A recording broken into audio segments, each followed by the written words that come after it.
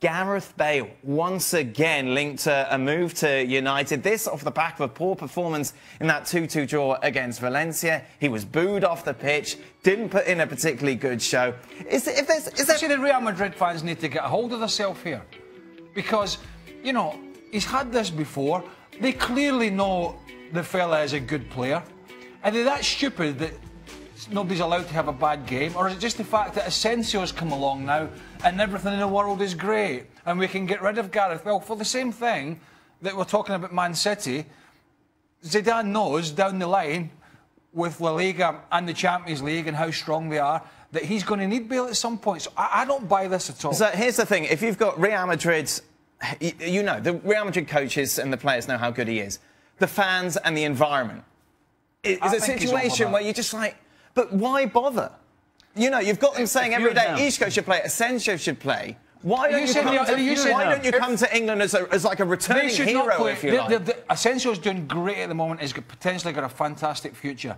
But over the season, a fit Gareth Bale is probably going to give you as much, if not more, going forward than those younger players, particularly Asensio over his... But you've got Isco as well in the mix. Like, he always seems to be up against it, Bale, because of the fact he's not Spanish. You know, it seems to play a big part. They were talking yesterday, well, he hasn't learned the language. He hasn't tried to adapt here. And who's the one thing that's never been quoted and said he's unhappy? Gareth Bale. Look, everybody else is saying that. I'm just saying, if it was you... If I'm Gareth Bale, and I'm sitting in that Real Madrid dressing room, and kind of seeing how things are developed. Never mind the reaction of the crowd. I'm 28 years old. I still think I've got another couple of years. I'm sure that's what Zidane is saying there. You also witnessed this same Real Madrid crowd over the last 12 months whistle Karim Benzema, whistle Cristiano Ronaldo. So now all of a sudden they're whistling me. I don't see that as being an issue. Here's the big problem. If you understand to Real Madrid fans... My point is, and never mind, you understand the fickle nature of that fan base in particular. No. It's 6 months ago they were whistling Cristiano Ronaldo. So you understand there's only a matter of time, there's only a couple of performances before that changes.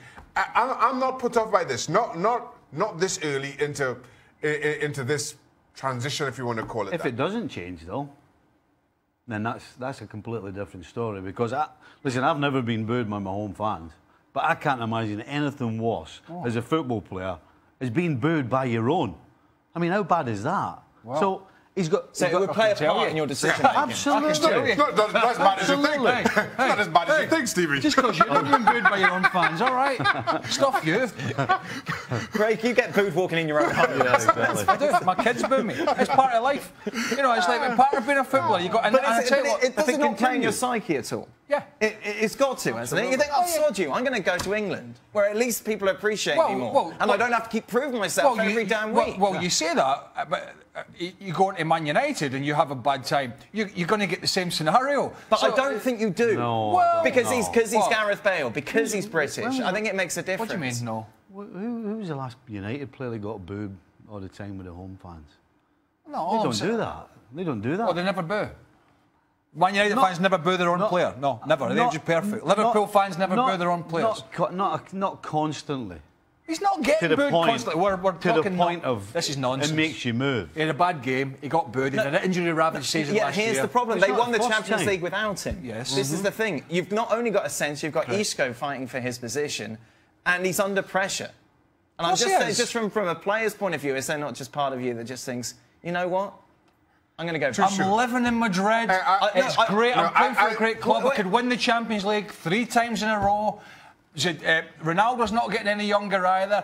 The youngsters in Asensio and other players will be up and down because that's what youngsters do. I need to get myself fit if I'm Gareth Bale, and I need to get my head down and fight for my place.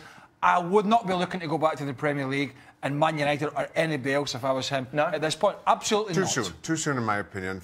He's won 3 Champions League. It'll go back as a... Do you want him out? Sorry? Do you want him out? I don't want him out, but I understand why, if I was in his position, I'd just say, you know what, I'm going to leave. If they're sustained over the next 5 or 6 months, yes. Maybe come January, you start thinking that way. But at this point, no.